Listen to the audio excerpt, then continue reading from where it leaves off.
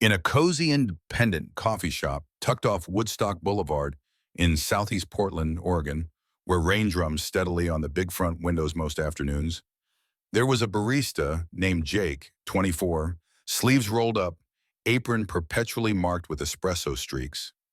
Jake grew up in a modest house in Beaverton with his deaf grandmother. Starting at age 12, he learned American Sign Language so they could chat after school. Grandma didn't sign much back. She'd just watch his hands, smile warmly, and pat his arm. But those quiet evenings felt like home. She passed 2 years ago, and Jake still sometimes signed good morning to the empty kitchen mirror. One gray Tuesday afternoon, a regular walked in. Mrs. Evelyn Harper, early 80s, white hair neatly pinned, walker with worn tennis balls on the feet.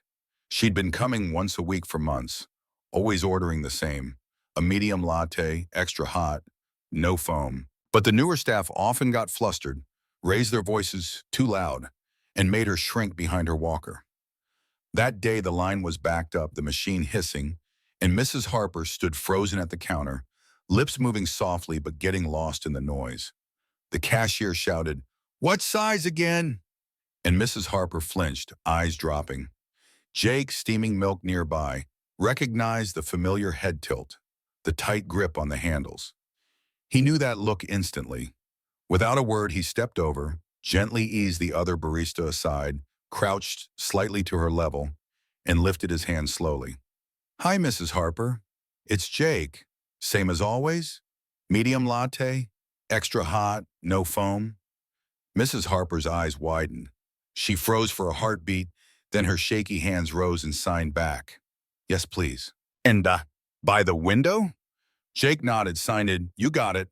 Prepared her drink with extra care, extra foam art swirl just because, and carried it to the best window table, setting a little reserved sign so no one would disturb her. Before leaving, he signed one more thing. "My grandma loved window seats too. She said the rain sounded like quiet music." Mrs. Harper's eyes glistened. She reached out, touched his wrist gently and signed, "It's been so long since someone signed to me like family." The owner watched from the office doorway. The following week, he posted a small sign by the register. "Free ASL classes every Sunday, staff and customers welcome." Jake began teaching the basics to the team. Word spread through local Facebook groups and neighborhood chats. The shop gradually became a welcoming spot for deaf folks around Portland. Mrs. Harper started coming twice a week. On slow afternoons, Jake would sit with her for a few minutes, signing about small things, the new mural on the block, how the roses in the park bloomed early that spring. Late at night, locking up alone, Jake would sign into the dark glass. "Grandma, I'm still talking with my hands." And he felt her gentle pat on his arm once more. Sometimes the greatest gift we can give isn't money, time, or grand gestures. It's simply remembering what someone else once needed and offering it without being asked. Jake didn't need praise or a tip. He just saw his grandmother in Mrs. Harper's eyes and chose to be the bridge she hadn't had in years. That single choice reminded everyone in that little shop that loneliness doesn't always shout. It whispers in silences, in hesitant hands, in averted gazes.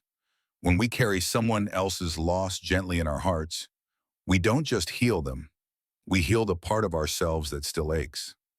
Kindness rooted in our own scars becomes the softest, strongest medicine there is. It turns strangers into family, one patient moment at a time. And maybe that's the real miracle. Love doesn't end when someone leaves us. It simply learns a new language so it can keep speaking. If this story touched your heart, drop a heart in the comments and tell me, have you ever been on the giving or receiving end of a small, quiet act of understanding like this? Share your story below. I read every single one. And if moments like these remind you that kindness still matters, hit that subscribe button and turn on notifications so you never miss the next one. Let's keep spreading these little lights together. Thank you for being here.